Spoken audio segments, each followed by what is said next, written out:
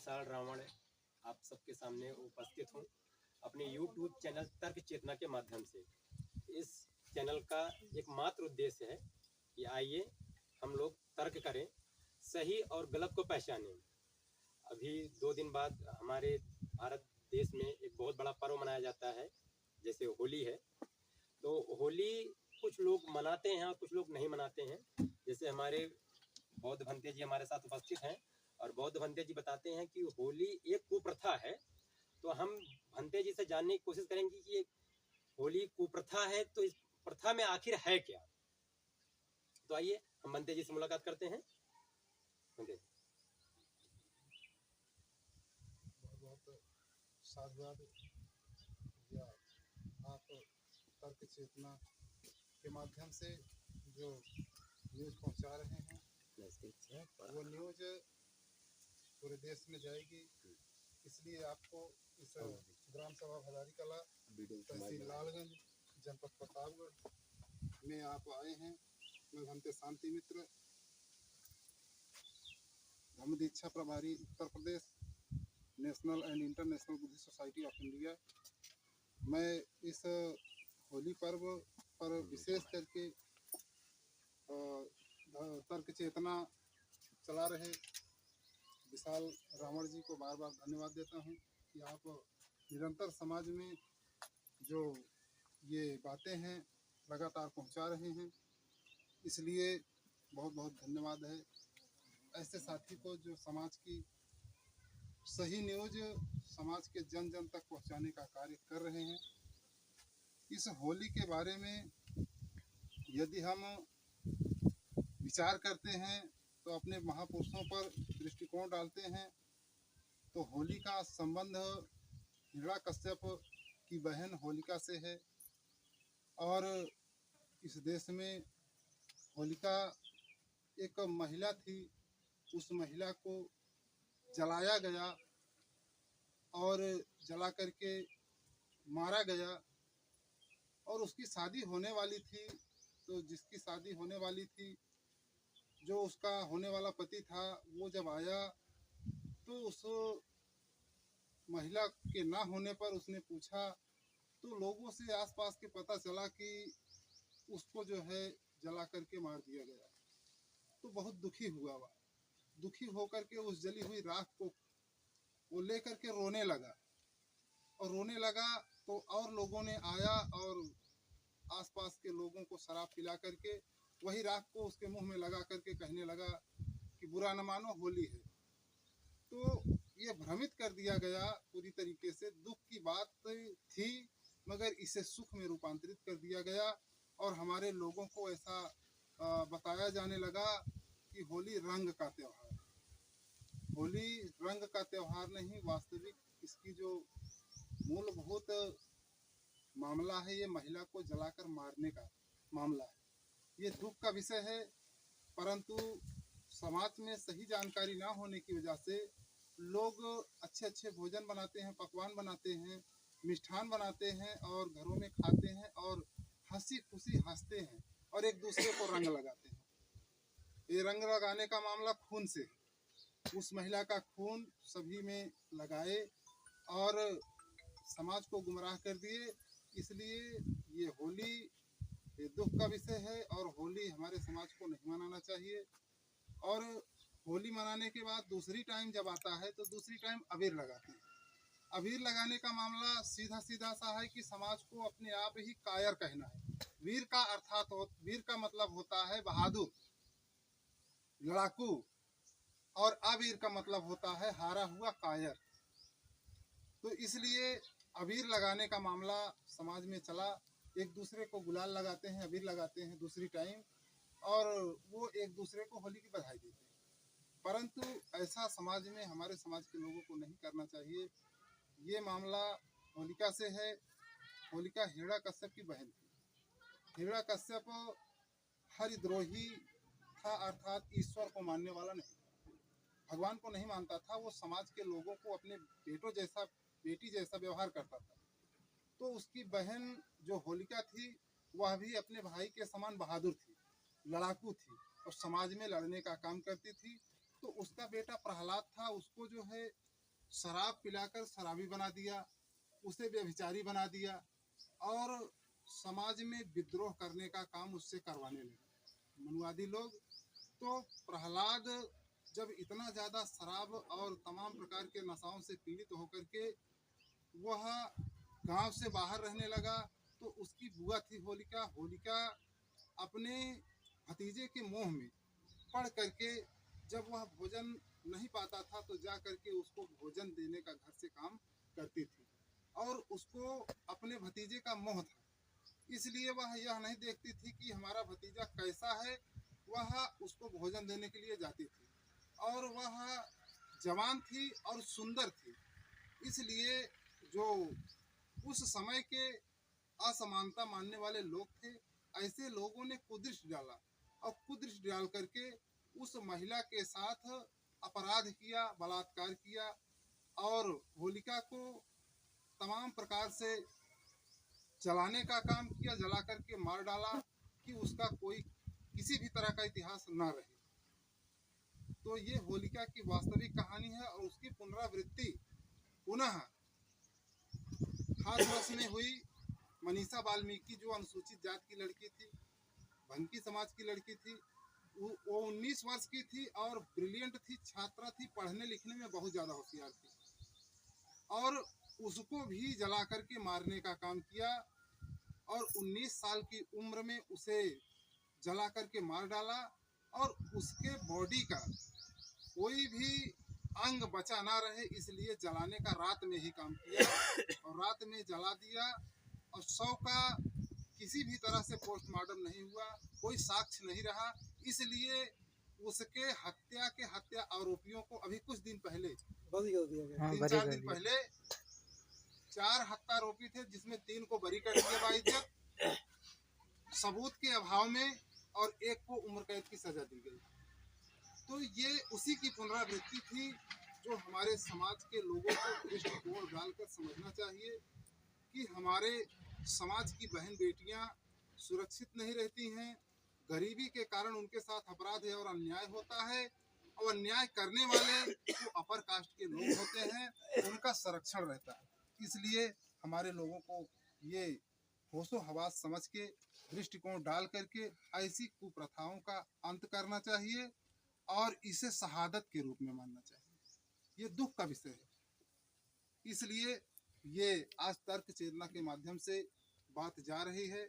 बहुत साधुवाद देता हूँ विशाल रावण जी को जो जिले भर में प्रचार और प्रसार कर रहे हैं और जो भी मूल निवासी विचारधारा के बातें हैं वो समाज में जा रही हैं और समाज के लोग इसको सुनकर गंभीरता से ले रहे हैं। बहुत बहुत साधुवाद, धन्यवाद। भंते जी से हमें जानने को मिला कि जो वर्तमान में उत्तर प्रदेश का जिला है हरदोई, इसका प्राचीन नाम हरिद्रोही है और हरिद्रोही के बारे में भंते जी ने बहुत विस्तार से बता दिया। अगर किसी व्यक्ति को ये लगता हो कि भंते जी ने गलत बताया तो गूगल पर सर्च कर सकता है कि हरदोई का प्राचीन नाम क्या है। तो हमारे सामने एक माता जी बैठी हुई हैं और माता जी भी काफी दिन से होली नहीं मनाती हैं। तो माता जी, हम माता जी से भी जानना चाहेंगे कि आप होली क्यों नहीं मनाती हैं?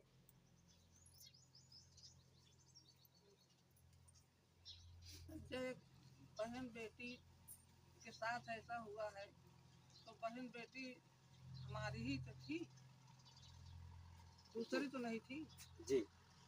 और तो हम क्यों मनाए होली?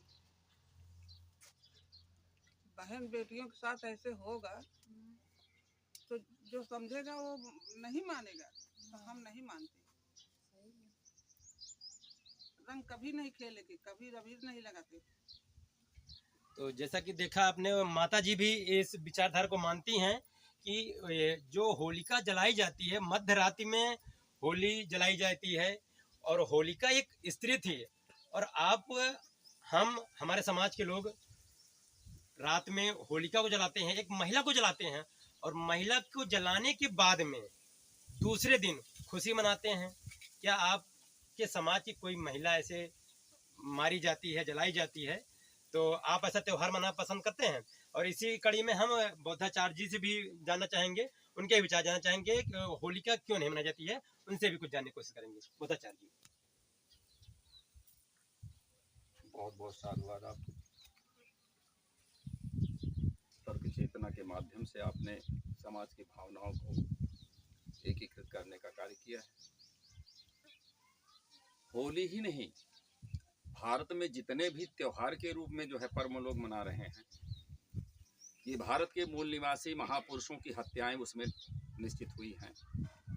और जिन लोगों ने हत्या करने का षड्यंत्र किया है उनके लिए तो खुशी होती है, लेकिन जिनके पुरखों की मौत हुई है उनको दुख प्रतीत होता है, उनको दुख मनाना चाहिए। तो खुशी तो उन लोगों ने मनाया जिन लोगों ने हत्या करने का काम किया है। आज हिंदू धर्म है, हिंदू धर्म में किसी भी मरे हुए व्यक्ति को रात में जलाने का कोई प्राविधान नहीं, लेकिन हमारे समाज की, हमारे भारत के मूल निवासी समाज की बहन बेटी के साथ जो अन्याय हुआ, उस अन्याय को, उसकी लाश को रात में जला करके राख कर देने पर उसका मारने का कोई साक्ष्य नहीं मिलेगा, इसलिए रात में जो है जलाने का काम किया गया है। और दूसरी चीज कि जहां हरिद्रोही, हम हरि के दुश्मन हैं, हम हरि के दुश्मन हरि हैं कौन, इस बात का हमको जो है ख्याल आना चाहिए कि मन कर्म वचन कपट तजी जो करी भूसुर सेव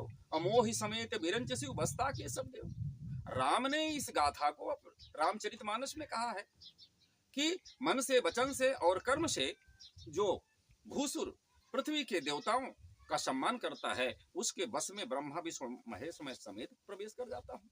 तो आज तक तो मुझे नहीं पता चलता है कि कोई भी व्यक्ति बता दे कि मैंने तो ब्राह्मण की सेवा हरदम करते आए हैं और किसी प्रकार का उनके साथ सेवा करने में छल प्रपंच नहीं किए, फिर भी ये प्रमाण नहीं कोई दे सकता है कि हमको ब्रह्मा मिले, विष्णु मिले, महेश मिले और राम मिले। आज ये जो होली का पर्व आ रहा है, होली का पर्व ये दुखदाई है। क्यों? हम अनजान हैं। अनजान इसलिए है कि हिंदू शास्त्र ही कहता है कि यहाँ पर वर्ण व्यवस्था, ब्राह्मण, क्षत्रिय, वैश्य, शूद्र, ये जो व्यवस्थाएं बनाई गई हैं, इस व्यवस्था के तहत भारत के मूलवासियों को शूद्र की श्रेणी में रखा गया है और शूद्रों को पढ़ने लिखने से मना ही किया गया है। और ये मनुस्मृति, दूसरा ऋग्वेद ही इसका साक्षी है। उसमें संस्कृत लफ्जों में है कि स्त्री शूद्रो नाधिताम, स्त्री और शूद्र को पढ़ने पढ़ाने का कोई अधिकार नहीं। जब हमारा भारत का मूलवासी जो है ज्ञान से लाखों कोस दूर कर दिया गया, अज्ञानी हो गया, तो जो भी लोगों ने मन माना चाहा वो इसके ऊपर थोपने का काम किया और यह भी अपने दुख में जो है इनकी खुशी के साथ खुशी मनाने लगा, दुख को भूल गया सिर्फ अज्ञानता के नाते। तो आज पढ़ने लिखने का अवसर मिला है, आज पढ़ने लिखने का जब अवसर मिला है तो यदि आप हिंदू बने रहते हैं तो हिंदू में बराबरी का स्थान क्यों नहीं पाते हैं? आपको जनेऊ संस्कार क्यों नहीं किया जाता है? आपका जो है कथाव्रत, आचार्य, पंडित जी कहते हैं, पंडित जी को बुलाओ, ये सब संस्कार जो है देने के लिए आपको जो है किसी ने शिक्षा देने का काम क्यों नहीं किया है? इसलिए नहीं किया है कि आप इस देश के मूलवासी हैं। यदि आप समता की लाइन में आ जाएंगे तो उनका सम्मान समाप्त हो जाएगा। वे लोग अपना सम्मान जीवित रखने के लिए आपको नीचा बनाए रखने की हर जुगत करते रहते हैं। हमको आपको तमाम ऐसे त्योहार हैं। आज होली पर जो है होलिका हमारे सम्राट हिरण्याकश्यप की बहन थी, प्रहलाद की बुआ थी। प्रहलाद के बेटे का नाम विरोचन था, विरोचन के बेटे का नाम राजा बलि है, राजा बलि के बेटे का नाम राजकुमार बाण, जिसके नाम से बनारस बसा हुआ। इतना बड़ा इतिहास हमारा है, लेकिन इतिहास के पन्नों में कहीं भी जिक्र नहीं आता है। आज हम देखते हैं कि ये अवधराज है, कभी ये अवध प्रांत कहा जाता था। अवध प्रांत में पासी समाज के तमाम से जो है राजाओं की राजधानियां रही हैं, लेकिन इतिहास के गद्दारों ने जो है कहीं भी जो है हमारे मूलवासी पुरखों का इतिहास में जिक्र नहीं किया है। यही देखते हैं कि गजेटियर में देखा जाए तो ये आज प्रतापगढ़ कहा जा रहा है। इस प्रतापगढ़ जनपद को जो है बेला कहा जाता था। ये आपका बगल में रायबरेली डलमऊ है, डलमऊ में डालदेव पासी का राजधानी हुआ करती थी। और अगला है लखनऊ, लखनऊ को जो है बसाने वाले महाराज लाखन पासी रहे। बगल में बिजनौर है, बिजनौर को बसाने वाले महाराज बिजली पासी हैं और सीतापुर को बसाने वाले महाराज सीतापासी हैं। जब इतने संभ्रांत हमारे पुरखे थे और इतिहास के पन्नों में जो है कहीं भी जिक्र नहीं हुआ है, इससे प्रतीत होता है कि सारा का सारा इतिहास हमसे छिपा करके हमारे ऊपर तमाम कपोल कल्पित जो है इतिहास बना करके हमको मानने के लिए मजबूर इसलिए आज जब पढ़ने लिखने का अवसर हमको मिला तो हमारे तमाम महापुरुषों ने इस विदेशी संस्कृत के खिलाफ आवाज उठाने का काम किया, जिसमें सबसे पहले महामानव गौतम बुद्ध ने जो है वैचारिक क्रांति यानी तर्कसंगत बात करके समाज को जगाने का काम किया है, जिन्होंने कहा अत्यदीपो भव, अपना प्रकाश स्वयं करो, धम्मं शरणं गच्छामि, सत्य और नैतिकता के मार्ग पर चलो।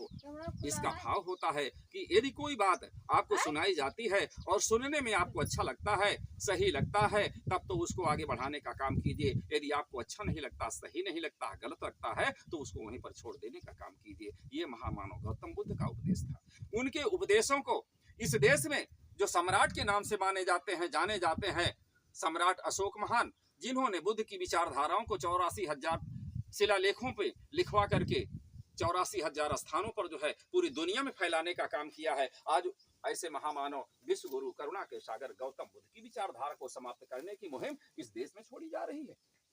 और देखा जाए तो इस देश के प्रधानमंत्री माननीय मोदी जी जब भारत के बाहर जाते हैं तो नमो बुद्धाय बोलते हैं, लेकिन भारत के अंदर कभी भी वो बुद्ध की चर्चा नहीं करते हैं। यदि बुद्ध की चर्चा वो करते हैं तो समझ लीजिए कि मूलवासियों का हौसला बुलंद होता है। इसलिए जो है वो मूलवासियों का हौसला बुलंद नहीं करना चाहते हैं, इसलिए बुद्ध की चर्चा नहीं करते हैं। लेकिन सम्राट अशोक महान ने बुद्ध की चर्चा पूरी दुनिया में करके शिलालेखों में लिख करके फैलाने का काम किया है। और सम्राट अशोक मौर्य का वंशज अंतिम राजा जो बृहदत्त मौर्य था, वह भी जो है उस इतिहास को संजोने का काम किया और अपने जीवन में उसको भी सुरक्षित करने का काम किया, जिसकी हत्या पुष्यमित्र शुंग ब्राह्मण ने किया है।